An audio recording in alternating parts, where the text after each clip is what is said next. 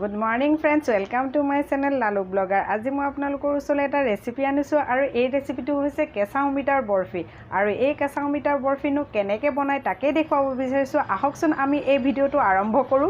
লৈছো মই অমিতা এটা সম্পূৰ্ণ লৈছো আৰু এই অমিতাখিনি বাকলি আৰু গুটিখিনি মই পেলাই সফাকে ধুই লৈছো আৰু এই অমিতাখিনি এই ঠুকনিখনেৰে মানে মই মিহি সাইডটোৰে ঠুকি লম। এইটো সাইডে গোটেই অমিতাখিনি মই ঠুকনিত ঠুকি লম।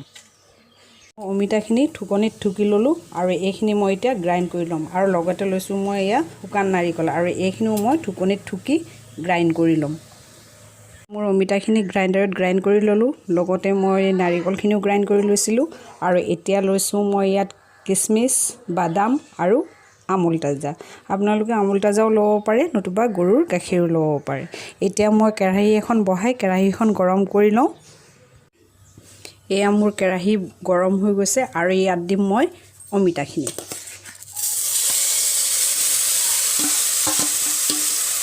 আৰু এই অমিতাখিনি যেতিয়ালৈকে পানীখিনি শুকাই নাযায় তেতিয়ালৈকে মই ভাজি ল'ম। এয়া এতিয়া অমিতাৰ পানীখিনি অকমান শুকাই গৈছে আৰু ইয়াত এতিয়া মই দিম অকণমান ঘি। ঘিটো দিছোঁ একচুৱেলি মই চেণ্টৰ কাৰণে, সেই চেণ্টটো বহুত ধুনীয়া হয়। গতিকে ঘিখিনি দি মই এইখিনি আকৌ লৰাই দিছোঁ।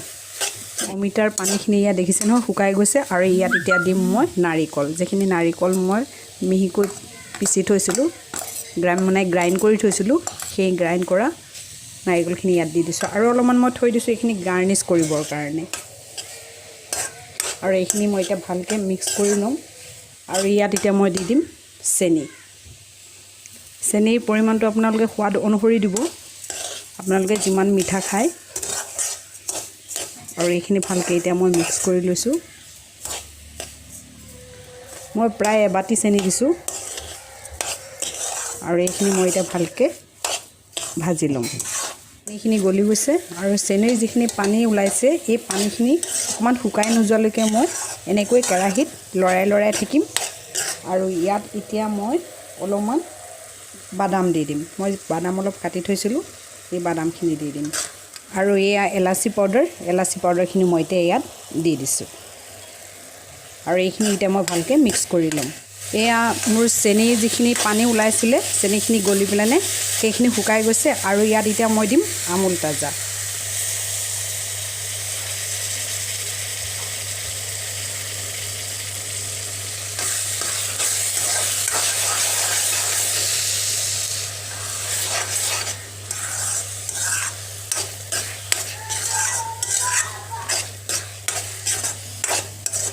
আৰু এইখিনি শুকাই নোযোৱালৈকে মই এনেকৈ লৰাই থাকিম কেৰাহীখনতে। যিখিনি আমুল তাজা দিছিলোঁ সেইখিনি প্ৰায় শুকাই গৈছেগৈ আৰু ইয়াত দিম মই এতিয়া অমূল্য পাউডাৰ মই এপেকেট লৈছোঁ আৰু এইখিনি গোটেইখিনি মই ইয়াত দি দিম আৰু এইখিনি এতিয়া মই ভালকৈ মিক্স কৰি দিম। আৰু ইয়াত মই কিশমিশখিনি এইখিনিও এতিয়া দি দিম আৰু এইখিনি এতিয়া ভালকৈ মই মিক্স কৰি ল'ম। এখন লৈছোঁ আৰু এতিয়া মই এই কাঁহীখনত অকণমান ঘি লগাই ল'ম।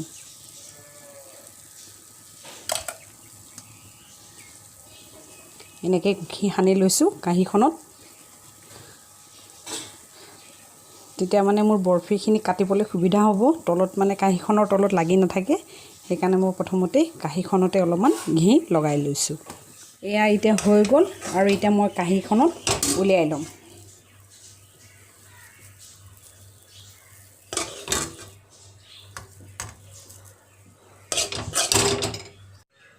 আৰু এই কাঁহীখনত এনেকৈ বহলকৈ মেলি দিব লাগিব। গৰম হৈ আছে, মই হাতেৰে চুব নোৱাৰোঁ, গতিকে চাকুখনেৰে কৰিছোঁ। আপোনালোকে সেই চাকু এখন লৈ ল'ব, তেনেকৈ কৰিব, নতুবা চামুচ এখন লৈ ল'ব। আৰু এইটো গৰমে ছেট কৰিব লাগিব, ঠাণ্ডা হ'লে নোৱাৰিব কৰিবলৈ। গতিকে সেইটো গৰমে আপোনালোকে কৰিবলৈ চেষ্টা কৰিব। তাত অকণমান ঘি সানি লৈছোঁ আৰু মই এইখিনি হাতেৰে অকণমান এনেকৈ দবাই দিম। গৰম আছে, গতিকে আপোনালোকে লাহে কৰিবলৈ চেষ্টা কৰিব দেই। এইটো যাতে ভালকৈ ছেট হৈ যায় সেইটো কাৰণে মই এই বাতিটো লৈছোঁ আৰু এই বাতিৰে অকণমান লাহে মই এনেকৈ দবাই দিছোঁ।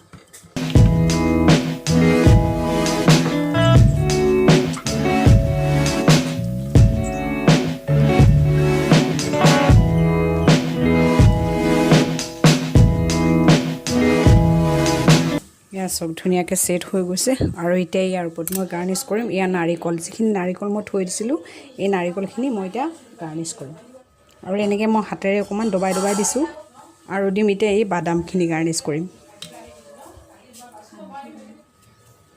আৰু এইখিনিও মই এতিয়া লাহেকৈ এই বাতিটোৰে হেঁচি হেঁচি দিম এয়া চব ৰেডি হৈ গ'ল আৰু এইখিনি প্ৰায় মই 1 ঘণ্টামান ফ্ৰিজত ৰাখিম তেতিয়া এই বস্তুটো ছেট হ'ব নহ'লে ফ্ৰিজত নাৰাখিলে এইটো ছেট নহয় আৰু মই এতিয়া ইয়াত কাটিংটো কৰি লওঁ ঠাণ্ডা হৈ গ'লে কাটিং কৰিব নোৱাৰিম মই গতিকে ইয়াত মই এটা সাইজত কাটিংটো কৰি লওঁ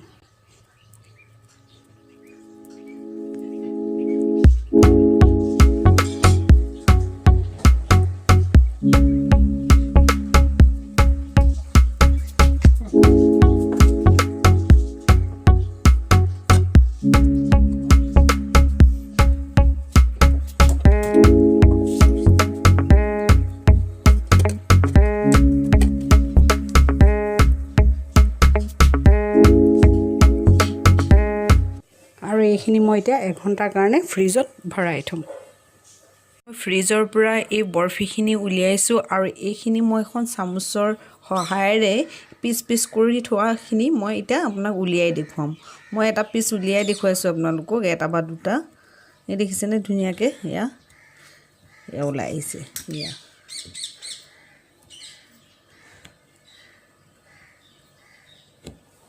এয়া নেক্সটটো ওলাইছে এনেকৈ ঠিক মই যেনেকৈ আপোনালোকক কাটিংটো কৰি দিছোঁ ঠিক তেনেকৈ আপোনালোকেও কাটিং কৰি ল'ব আৰু ধুনীয়াকৈ ওলাই আহিব কোনো প্ৰব্লেম নহয় কাৰণ কাঁহীখনত মই ঘি ঘঁহি লোৱাৰ কাৰণে মই ইমান এটা অসুবিধা অনুভৱ কৰা নাই তেনেকৈ আপোনালোকে কাঁহীখনত ঘি ঘঁহি এনেকৈ আপোনালোকে ছেটিং কৰাই ল'ব প্ৰায় 1 ঘণ্টাৰ পৰা 1.5 ঘণ্টালৈকে ফ্ৰিজত ৰাখিব আৰু আপোনালোকৰ ধুনীয়াকৈ এয়া অমিতাৰ বৰফি ৰেডি হৈ যাব